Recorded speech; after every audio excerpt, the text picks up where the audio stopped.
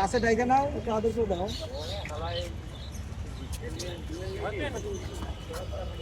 তুমি সাইড দিয়ে টান দাও বাবা। হ্যাঁ সাইড দিয়ে রাইট। এমনি না টান দিয়ে না বাবা তেল হান্ডে ছিল। এভাবে এভাবে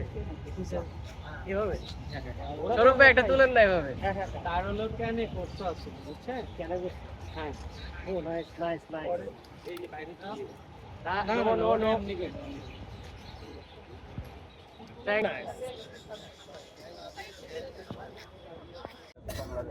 চেষ্টা করে করে বাচ্চা ওয়েদার একদম অ্যাডপ্ট হয়েছে।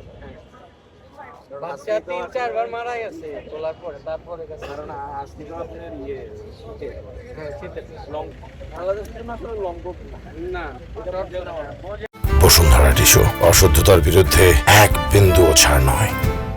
নর্মালি যদি আমরা বাংলাদেশে এখন দেখি প্রাণীর উপর অমানসিক নির্যাতন করা হয়, মোস্টলি ফেসবুক ফলো করলেই দেখা যাবে যে কত করা যায়। তো আমি ট্রাই করলাম যাতে মানুষ একটু হয়, যাতে আশেপাশে একটু দেখে যে কারা এগুলা করতেছে না করতেছে, ওদের একটু প্রতিবাদমূলক কথা বলে।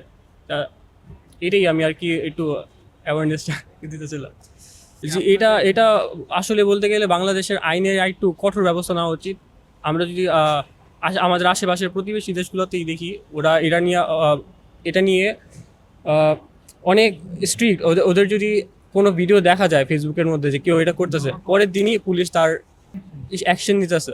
তো আমাদের দেশে এটা তুলনামূলক অনেক কমই দেখা যায় পুলিশ এটা নিয়ে কিছু করতেছে বা করতেছে। নর্মালি আমাদের আশেপাশের মানুষ যেটা করবে তারও সুযোগ আমরা দেখি না।